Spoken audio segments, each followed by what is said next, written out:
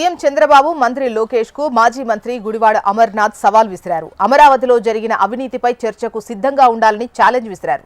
విశాఖలో భూ కేటాయింపులపై బహిరంగ చర్చకు రావాలని డిమాండ్ చేశారు. 99 పైసలకు 100 కోట్ల భూములు కట్టబెడుతున్నారని, రియల్ ఎస్టేట్ సంస్థలకు 1000 కోట్ల భూములు అప్పజెప్పారని దుయ్యబట్టారు. చంద్రబాబు లోకనాయకుడు కాదు, లోక మాయకుడు అని ధ్వజమెత్తారు. బాప్ 1 నంబరి, బేటా 10 నంబరి.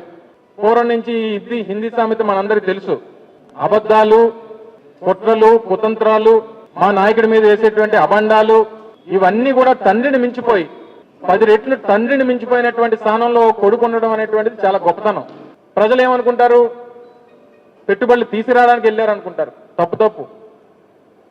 ఈయన సంపాదించినటువంటి అవినీతి సొమ్ముని పెట్టుబడులు పెట్టడానికి వెళ్ళాడు సింగపూర్ ఆయన.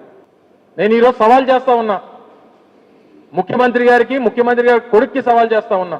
2014-19 మధ్యలో మీరు చేసుకున్నటువంటి సింగపూర్తో చేసుకున్నటువంటి కన్సార్టియం ఏదైతే ఉందో అందులో 1691 ఎకరాలు సీడ్ క్యాపిటల్ ఏదైతే మీరు ప్రతిపాదించారో అందులో ఈ రాష్ట్ర ప్రభుత్వం, ఆ రోజు ఆంధ్రప్రదేశ్ రాష్ట్ర ప్రభుత్వం 12,000 కోట్ల రూపాయలు పెట్టుబడులు పెట్టడానికి, పెట్టుబడులు పెట్టేదేమో రాష్ట్ర ప్రభుత్వం, 58% వాటా ఏమో సింగపూర్కి సంబంధించినటువంటి సంస్థలకేమో 58% వాటా. వాళ్ళు ₹1 పెట్టుబడి పెట్టరు. టర్నోవర్లో మాత్రం 91.5% ఆ సింగపూర్ వాళ్ళకి, 8.5% మాత్రమే రాష్ట్ర ప్రభుత్వానికి. ఎక్కడన్నా ఉందండి? ఇది పెద్ద స్కామ్ కాదా? దీని మీద చర్చకి తండ్రి కొడుకులు సిద్ధమని అడుగుతా ఉన్నాం వైఎస్ఆర్ కాంగ్రెస్ పార్టీ తరఫున.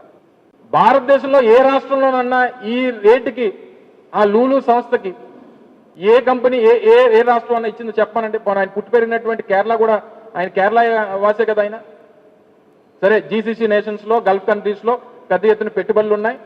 ఏ రాష్ట్రం అన్న ఇచ్చిందని చెప్పండి. పక్కన ఉన్నటువంటి తెలంగాణ ఇచ్చిందేమో అడగండి. తెలంగాణలో ఒక ప్రైవేట్ సంస్థ దగ్గర అద్దెకు తీసుకొని మాల్ నడుపుతా ఉన్నారు. ఈరోజు సత్వా గ్రూపు, కపిల్ గ్రూపు, ఇంకా వర్షా అంటే ఇంకా అడగక్కర్లేదు. అసలు వర్షా అనేటువంటిది ఆ కంపెనీయే లేదు, ఎవరికి తెలియదు. ఆ కంపెనీ పెట్టినోడు కూడా తెలియదు. ఫిబ్రవరి 15 కంపెనీ పెడతాడు, ఏప్రిల్ 15 ఏమో 60 ఎకరాల భూమి విశాఖపట్నంలో రూపాయికి ఇచ్చేస్తారు. అది కూడా పెద్ద ఎత్తున దేశవ్యాప్తంగా చర్చ జరిగింది కాబట్టి బహుశా ఎబియన్స్ లో పెట్టినట్టున్నారు, నాకు తెలిసి అయితే.